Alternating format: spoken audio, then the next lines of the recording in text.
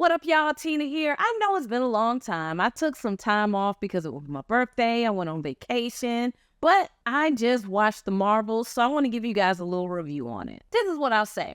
If you want to have a fun, carefree, good time, go watch this movie. That's what it is. It's a good watch. It's enjoyable. It's not the best MCU movie ever made. It's also not the worst MCU movie ever made, but it is fun. It's a good time. I give it a 7.5 out of 10. Now, here are the pros. I've always liked the Khan family. Like, they are the best. I was happy to see them. They're my folks. And Iman Vellani, the actress who plays Miss Marvel, she's getting rave reviews. Everybody says she is the perfect casting for this role. So, of course, I enjoyed her. She plays a very similar role that Peter Parker did towards Iron Man. You know, he just really looked up to Iron Man a lot, and she looks up to Captain Marvel a lot. Now, it's always a pleasure for Monica Rambeau to grace your screen. Now, before we get into Monica, can we talk about how Lashana Lynch is probably the biggest I'll take one for the team in the whole MCU? Meaning, it's like they never really flesh her story out fully, but they continue to call her back to make all these little small random cameos.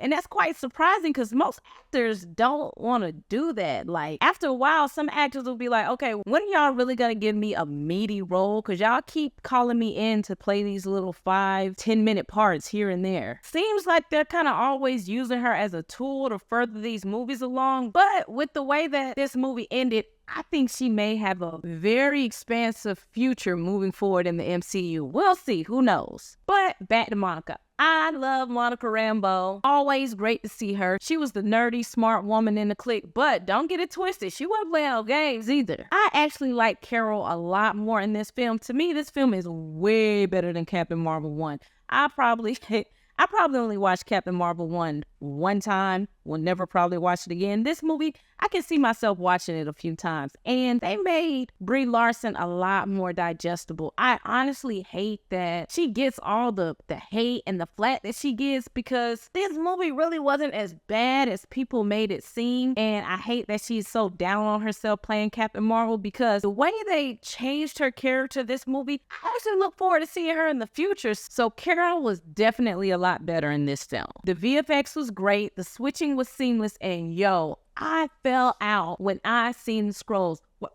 Y'all are sending more scrolls to Earth? Unhappy scrolls at that? We are not gonna learn until the scrolls really take over. All right, let's get into the negatives. Now, since Infinity War, there's been a real serious writing problem in the MCU. This doesn't start with this film. This has been happening for a while. And Nia DaCosta, the director, she did the best that she could with the script that was given to her. I actually feel bad that she wasn't given the space and opportunity to really make a great film. Like I said, this film was good, but it wasn't great. And it sucks for Nia DaCosta with her being the first Black woman director and also the youngest director. I feel like she was kind of set up for failure with the script because it was so underwhelming. The singing scenes and the cast, they didn't really work for me. You know, I think if you take those out or maybe rework them, you'll probably get a lot more positive response. It was silly, but it wasn't Thor Love and Thunder silly now. It wasn't that bad. I had high hopes for the villain, but she did kind of fall flat. She was extremely hollow, but she was giving them girls that smoke though. She was fighting. She wasn't playing with them. I'm gonna give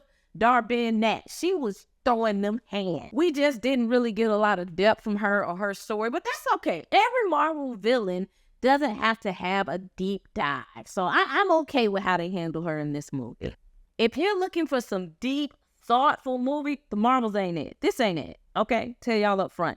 If you want to go get some popcorn, you have young kids, and you want to take them and just have a good time, definitely check out the Marvels. Or, I mean, if you want to wait till it comes on Disney Plus, cool. But I enjoyed the theater experience of this movie. But that's all I have for today. If you've seen the Marvels, tell me how you think below. Peace out.